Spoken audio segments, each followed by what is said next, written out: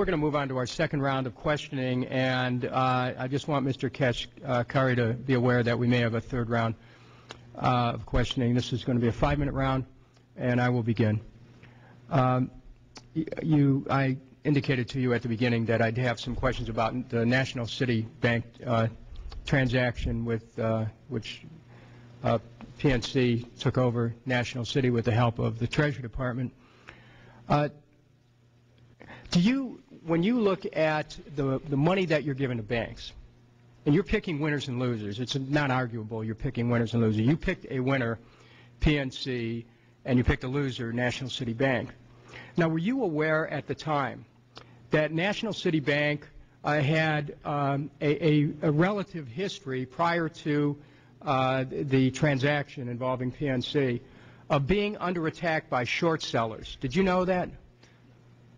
Congressman, with deep respect, it is not appropriate for me to speak about an individual institution, but I can talk generally about well, with deep respect, you know, you put 4,000 people out of work in the city of Cleveland.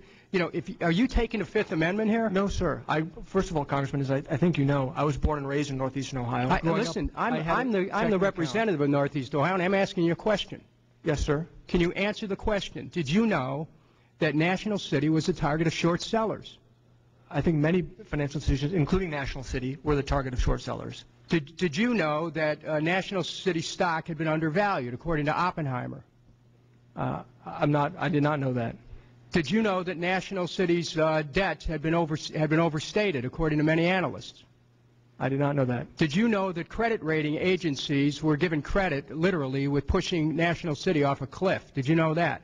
No, sir. Do you look at the role of credit rating agencies in terms of determining who gets troubled asset relief and who does not? Well, Chairman, if you'll permit me to walk you through our process. Before you start walking me, I want to be careful about where you're walking me. Let me can you answer the question about credit rating agencies? We do not look at credit rating agencies when deciding who to make an investment into. May I please, sir, walk you through the process? I'm going to keep asking you questions, sir. Okay. On October 24th, National City Bank was bought out by PNC for $5.2 billion, and they used $7.7 billion of TARP funds. Did Treasury give PNC $7.7 billion of TARP funds? PNC has not yet received any money from the Treasury Department. Did they agree to give them $7.7 billion? We have not.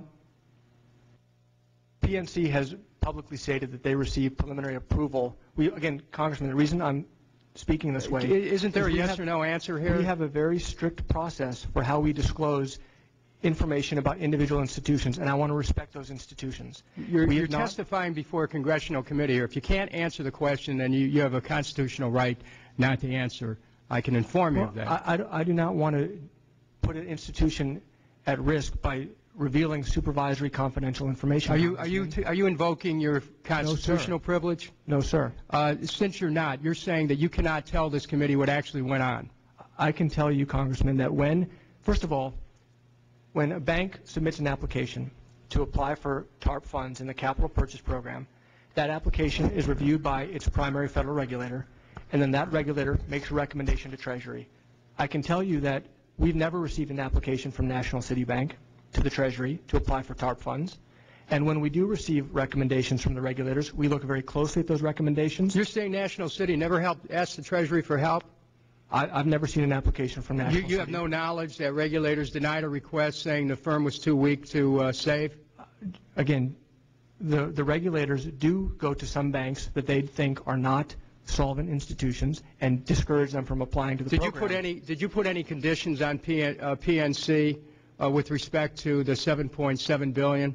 We told if a bank comes to us and wants to be part of an acquisition, they will only get, if it's approved by the regulator or recommended by the regulator, they will only get the target share upon closing of the transaction. So there are conditions. Can you tell this committee why you thought National City was too weak to save? Do you consider the negative effects on local employment and ripple effects of more layoffs in an economically depressed region?